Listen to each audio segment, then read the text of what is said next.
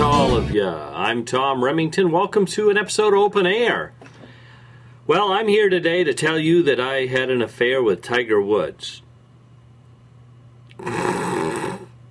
Sorry. Everybody else is getting in the act, so I figured I would. No, actually, I'm here today to tell you that I'm going to give myself a grade of an A+ for the work that I do online. And I figured that, an A+ is that's reasonable because I don't do anything wrong. If you don't agree with me, well, that's that means you're wrong. Actually, people are making an issue over Barack Obama giving himself a grade of a solid B. Was it B+? Solid B+. And, it really doesn't matter. He could have given himself an A for all I care.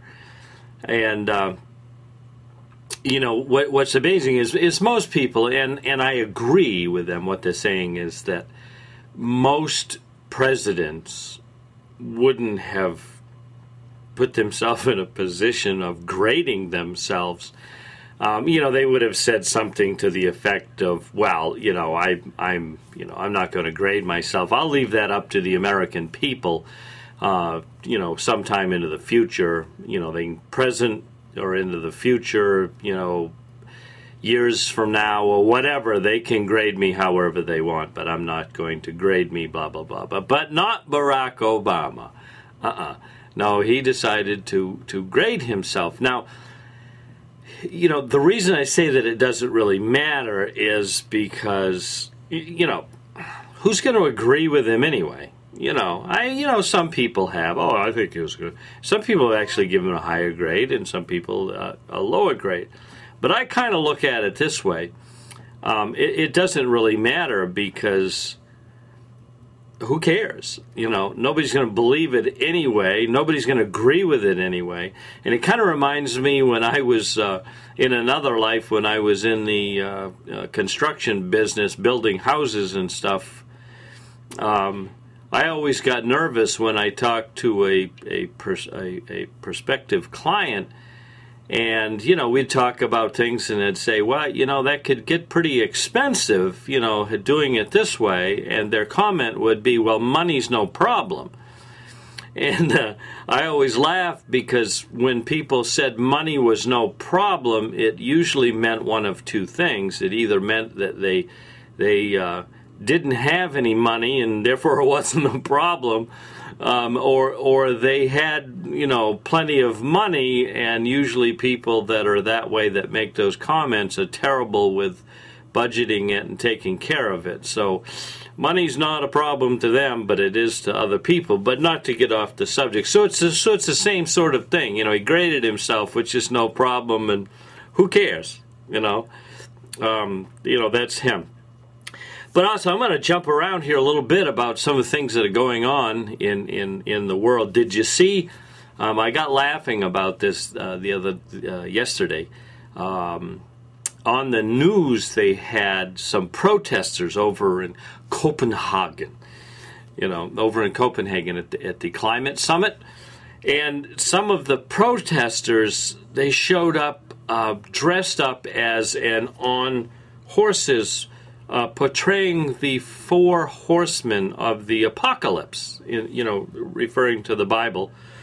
And just for those who might not know or can't remember exactly, the Four Horsemen, they represented, conquest, war, famine, and death. And and there's a sequence of, supposedly in Revelations in the last days, when the Four Horsemen are released, one at a time, and they spread their, their famine, their war, whatever, around the world. Excuse me, I'm sorry. This cough thing is still hanging on.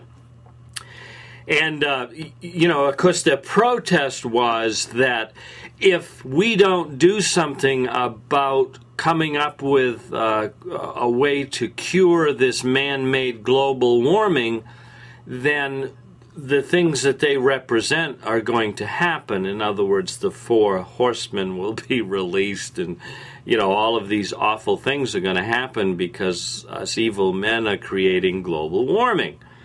And I got chuckling about it because, well, first of all, if you don't believe in the Bible, it doesn't really matter. I guess they got their point across.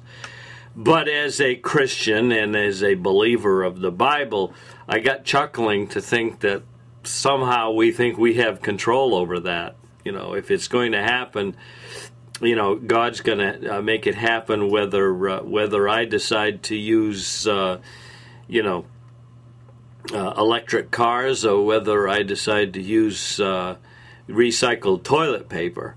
I don't think it really much matters. But, hey, that's keeps us all laughing, right? And how about those bankers, right?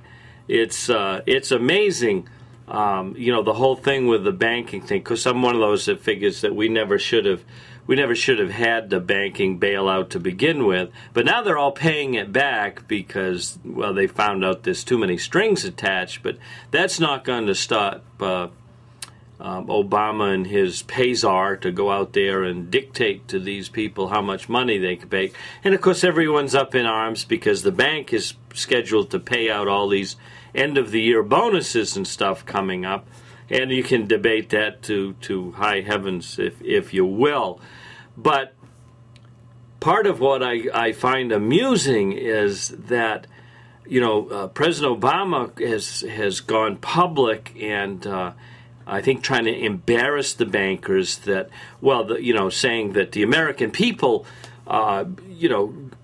gave them our tax dollars and bailed them out, and now it's time for them to return the favor. And part of the favor he wants them to return to is to make money available to loans for people so that we can stimulate the economy. Now, in its most simplest form, let's get this straight. What got the banking business in trouble to begin with was them issuing loans to people who they had no right to issue loans to because they didn't have the financial capability to repay those loans. Okay? And so now what Obama wants them to do is to float loans to people who can't pay the loans back. Makes no sense. The other part of that is the blame game. This is all Bush's fault. Now, Obama's very quick to say, well, the bank bailout was, it was all promulgated, put together by Bush and his administration to bail the bank out. So he's quick to blame Bush for that, but he's also just as quick to claim credit for putting an end to it, And so I don't think that's quite how it works. But hey, to wrap things up here, guess what? The Time magazine has put together their list of finalists for the Person of the Year. Okay, so I will tell you the list of names I'll tell you the people that are on that list, and you tell me if there's something wrong here. Okay, Nancy Pelosi, Ben Bernanke. I'm not kidding you. This is the God's honest truth. Okay, General McChrystal. You'll love this one. The Chinese worker. Collectively, person of the Chinese worker. And, of course, none other than Barack Hussein Obama. Those are the 5 finalists for Time Magazine's Person of the Year. And I'm disappointed I'm not on it. You go out and have yourself a nice day, and we'll see you next time on Open Air with Tom Remington.